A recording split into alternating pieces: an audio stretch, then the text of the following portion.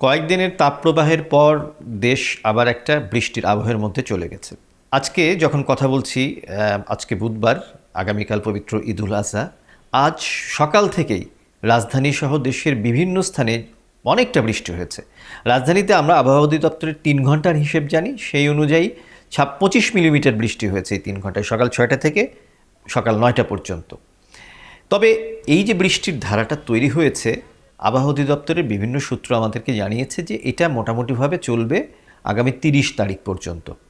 তবে এখানে একটা কথা, যে একেবারে আজকে যেমনটা মনে হচ্ছিল আমাদের কাছে যে যেন আষাঢ় শ্রাবণ মাসের বৃষ্টি বেশ কিছুটা সময় ধরে ছিল, এইরকম মানে একটানা বৃষ্টি থাকবে না দেশের। আর দেশ জুড়েই যে হবে ব্যাপারটা তা না, দেশে বিচ্ছিন্নভাবে বিভিন্ন পয়েন্টে এই বৃষ্টিটা হতে পারে। আর এটাই কিন্তু এই সময়ের আবহাওয়ার বৈশিষ্ট্য। এখন এটাকে বলে, এখন যে সময়টা, এটাকে বলে হচ্ছে যে প্রাক মৌসুমি বায়ু সময়। মৌসুমি বায়ু আর কয়েকদিনের মধ্যেই বাংলাদেশে প্রবেশ করার কথা। তো তার আগে বিশেষ করে এপ্রিল এবং মে মাসে প্রাক মৌসুমি বায়ুর এই সময়টাতে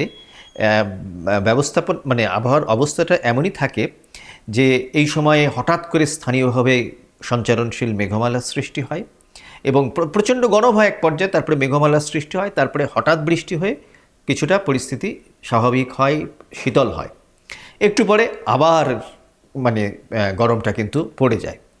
এই যে অবস্থাটা অনেক ক্ষেত্রে, আজকে অনেক মানে আবহাওয়া অধিদপ্তরে বেশ কিছু কর্মকর্তার সঙ্গেও কথা বলেছি, তারা বলছেন যে এই সময় মেঘের স্তরটা অনেক কিন্তু নিচু অবস্থায় থাকে। আপনারা দেখবেন যে মেঘটা মনে হচ্ছে একদম কাছে, এবং এই মানে নিকটবর্তী মেঘ দেখে অনেক সময় যে যন্ত্রগুলো এই বৃষ্টিপাতের পূর্বাভাস দিতে পারে, সেইগুলোতেও অনেক সময় এইগুলো ধরা পড়ে না, বৃষ্টি যে হবে এটা আবহাওয়াবিদদেরই কথা।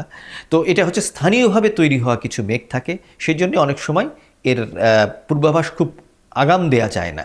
সেক্ষেত্রে এখন একটা প্রশ্ন এসছে যে আগামীকাল পবিত্র ঈদুল আজহা, এই দিন কেমন থাকতে পারে।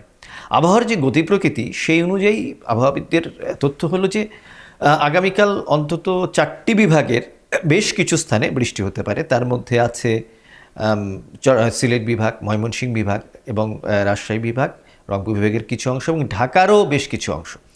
ঢাকার রাজধানীতে বৃষ্টি হবে কিনা সেটা যেমন কি আপনাদেরকে বললাম যে অনেক আগে থেকে আসলে এর পূর্বাভাসটা দেওয়া কঠিন বলে তারা জানিয়েছেন।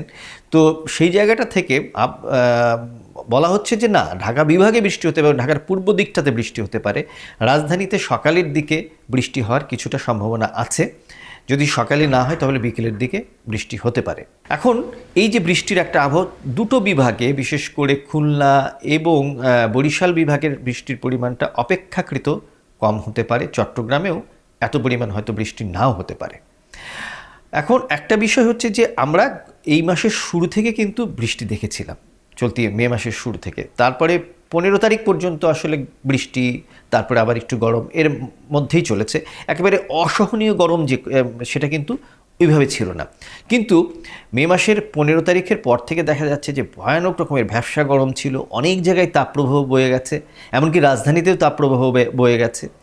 তো এরপর থেকেই কিন্তু গত 2 দিন আগে থেকেই আসলে বৃষ্টির একটা আবহ সৃষ্টি হয়েছে। তো এই যে বৃষ্টির আবহটা সৃষ্টি হলো, তাতে করে ভ্যাপসা গরমের যে অবস্থাটা আমরা দেখেছিলাম সেটা কিন্তু খানিকটা হলেও কমেছে। এবং এবারের ঈদুল আজহার দিনটি, আগামীকাল যে ঈদুল আজহার দিনটি, সেক্ষেত্রেও সেই যে ভ্যাপসা গরম ততটা নাও থাকতে পারে। কিন্তু এখনকার বৃষ্টি এবং এখনকার আবহাওয়ার বৈশিষ্ট্যের দিকেও আপনাদের স্মরণ রাখতে হবে।